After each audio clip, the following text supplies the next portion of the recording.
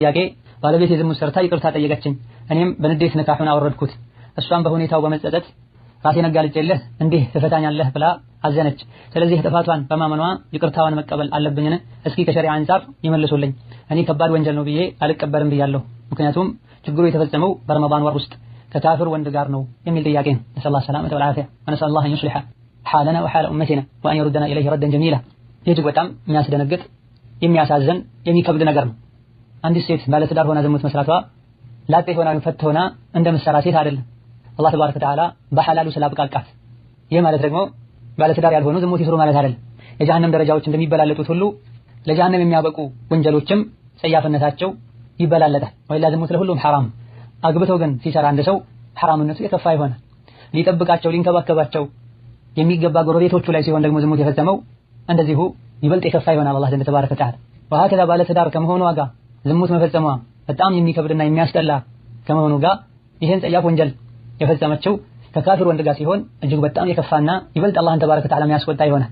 ላሁነ ሒሉ ለሁም ወላሁም የሒሉነ ለሁነ ብላ በኒካህ እንኳ ለሙስሊም ሴት ካፊር ወንድ አይፈቀድላትም። ሊነካት ልትነካው አይገባም።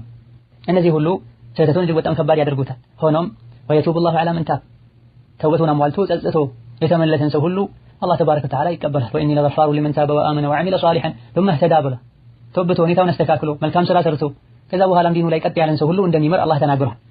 በመሆኑም ባለቤትህ ተውበቷ ካማረ ዲኗ ላይ ቀጥ ካለች በሰራችው ወንጀል የመጸጸት ምልክቶች ከታዩባት ሁኔታውን ከቀድሞ ይልቅ ጥሩ ሆኖ ከተገኘና ከታየ ይቅር ብትላት ምንም ችግር የለውም። ተውበቷ ትክክል እስከሆነ ድረስ ይሄን እስካየህ እስካመንክበት ድረስ ዲኗ ላይ ከድሮ የተሻለ ጥንካሬ ኢስቲቃማ ከታየባትና ከሌላ ጊዜ የተሻሉ ዒባዳዎችን የምታደርግ ከሆነ አብዛኛውን ጊዜ እንዲህ አይነት ችግር የሚፈጠረው ወይም ባል የሚስቱን ሐቅ ባለመጠበቁ ነው፣ አልያ ደግሞ እሷ ዲኗ ላይ ደካማ በመሆኗ ነው። ዞሮ ዞሮ ሁለቱም ጥፋቶች ወደ አንተ ነው የሚመለሱት።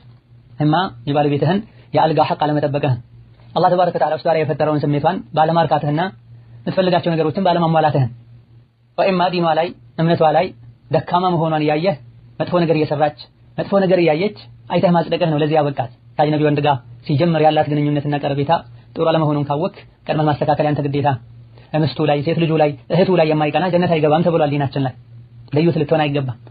ዋና ምክንያት ሊባሉ የሚችሉ ለእንዲህ አይነት ስህተትና ኺያና ምክንያት ሊባሉ የሚችሉት እነዚህ ናቸው። ሌሎች ምክንያቶች ሊኖሩ ይችላሉ። በርግጥ ምንም እንኳን ምክንያት ቢደረደር ሴት ልጅ ዝሙት ልትሰራ የባሏን ክብር አልጋ ልታስደፍር ልታቆሽ በጭራሽ አይገባም። ያደረገችም እንደሆነ ቅጣቷ የከፋ ነው። አማናን ያለመጠበቅ መጨረሻው ውርደት። መፍታቱን ወይም መመለሱን በተመለከተ ከላይ እንደተገለጸው ተውበቷ ካማረ ከልቧ ተወብታለች ካልከና የመተውበት ምልክቶች ከታዩባት ለአላህ ብለህ ሰተርህ ብታኖራት አላህ ይሰጥርሃል። ኸይር ነው፣ መልካም ነው እንላለን።